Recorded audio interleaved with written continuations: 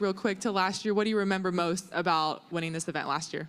Yeah, I came in from the event in LA and didn't really have too much time to recover and just kind of really enjoyed myself this week. I know a couple of people here in the Arizona area, so it was nice to see some old familiar faces, and it was just a great week to top it off with, a win.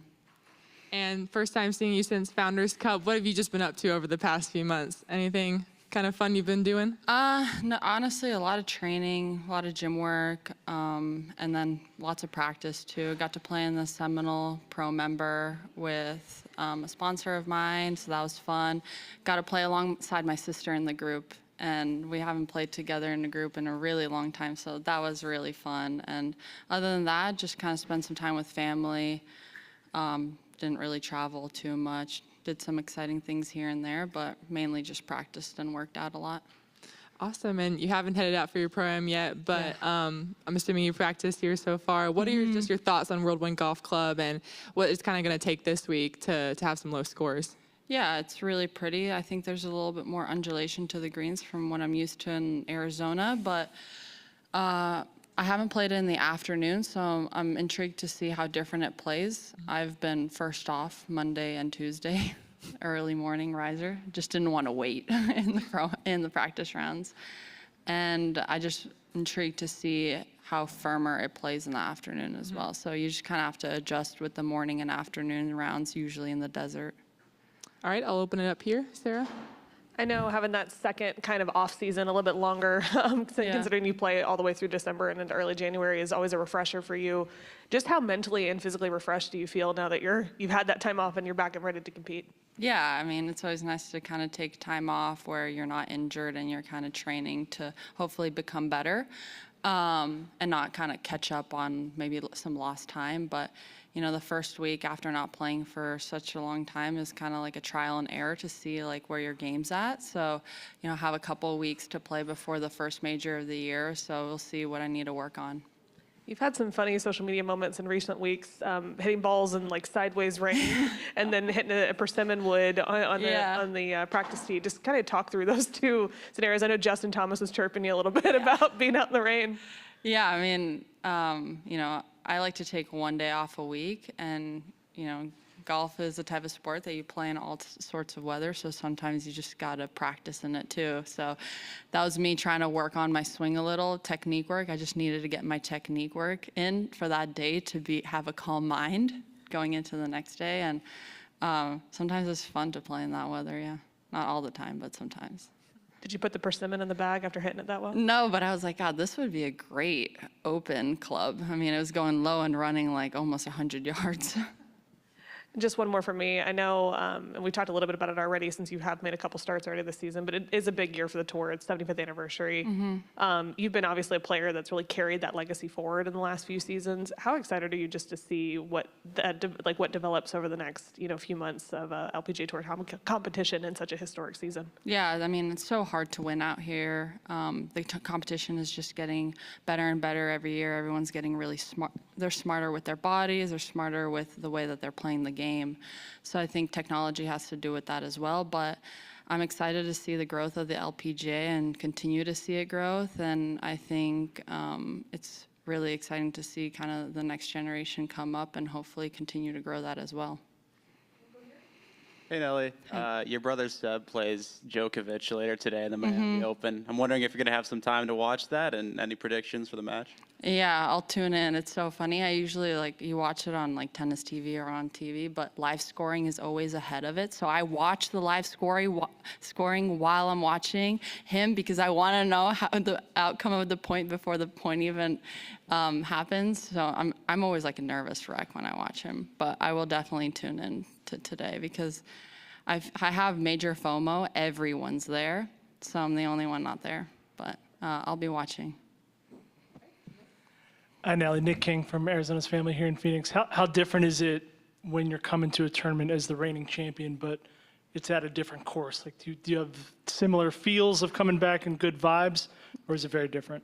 Yeah, I love coming to Arizona. I've I've competed here a number of times, even just as a junior as well. But yeah, I've had a couple instances where, I've defended at different golf courses, and, you just kind of have to take that with a grain of salt and just go out, have fun, compete, and see where it takes you.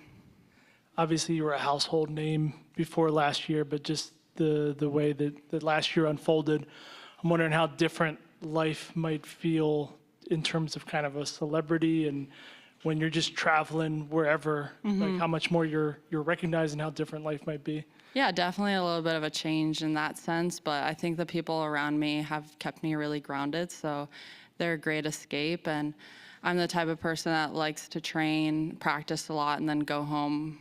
I'm a homebody, so outside of that, I haven't seen a big change, but definitely a little one when I'm traveling. A lot more people recognize me. You mentioned wanting to be out first and not have to wait these first 2 days. Do you enjoy golf anymore when it's just you and an open course and you can zip around? Yeah, that's my favorite. When I'm home, I am usually the first or second off. And the golf course is the most fresh, so the greens are pure, the whole golf course is super pure, and I can play at my own pace. I don't tend to play with a lot of people when I'm home. I just kind of like to dial in and practice by myself, and I zip around. All right, we'll pop to the Zoom here. Jill, if you'd like to unmute now and ask your question. Sure. Nelly, just if you can go back to your mindset last year after having won a couple as you entered this tournament, what do you remember about, when you're playing so well and you're winning, and what kind of state of mind you were in? You're kind of just like in a zone. You're in your own little bubble. Nothing can really pop it. Even if you make a mistake, you know that it's okay and that you're going to bounce back. So you're just kind of in like a very much so like of a flow state. And sometimes it's easier to get into that.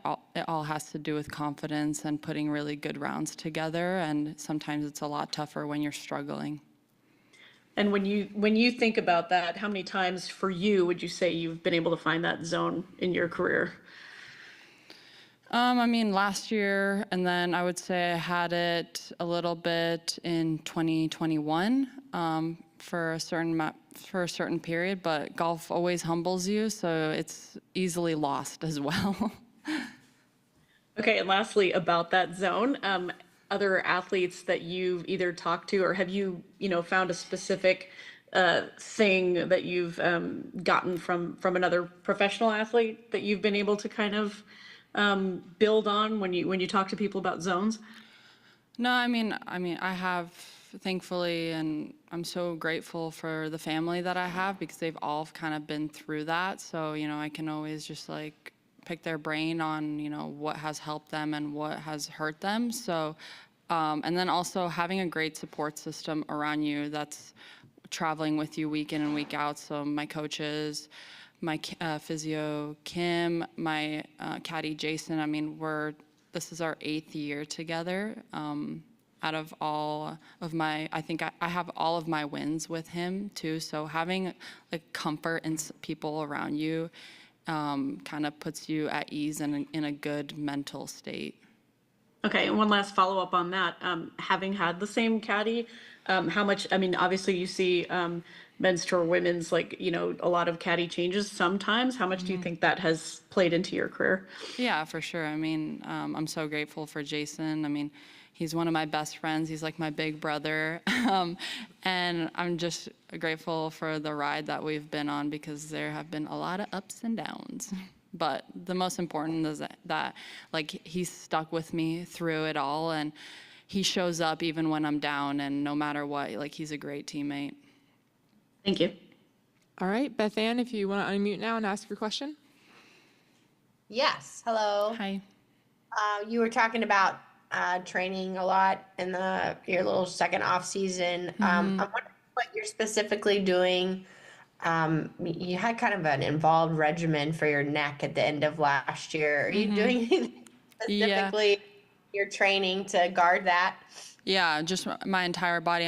Golf is pretty demanding on your body, it being a one-sided sport. So, trying to even it out as much as possible. You don't want to even it out completely because those the way you swing, and those are like at the end of the day, that's your DNA as well. So just training it so that the longevity of my year is the way I want it to be, and that, I know that there is going to be an issue here and there, but more of the fact that I just want my body to be it's not going to always be 100%, but if it's 60, 70%, then it's great.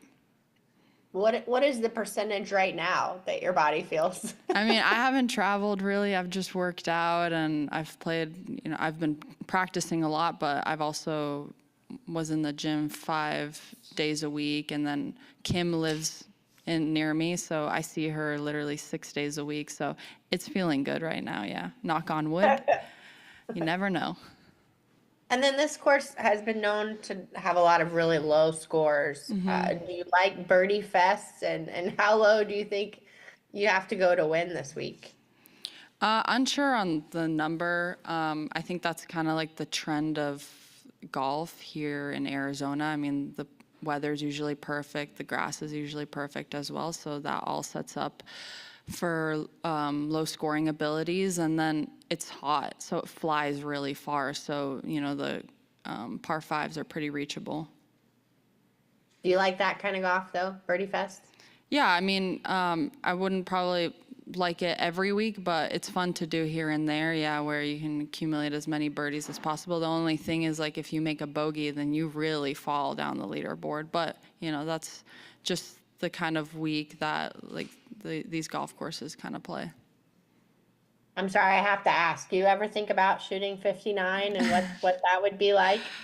I came pretty close at the Olympics. And then I doubled my last hole. So I just doubled. And I was like starting to creep into my head, and I was like, yeah, I don't even think about it. No, I like to take it a shot at a time and see where the round takes me. Thank you. All right. Thank you so much for your time, Nelly. Appreciate it. Thank you.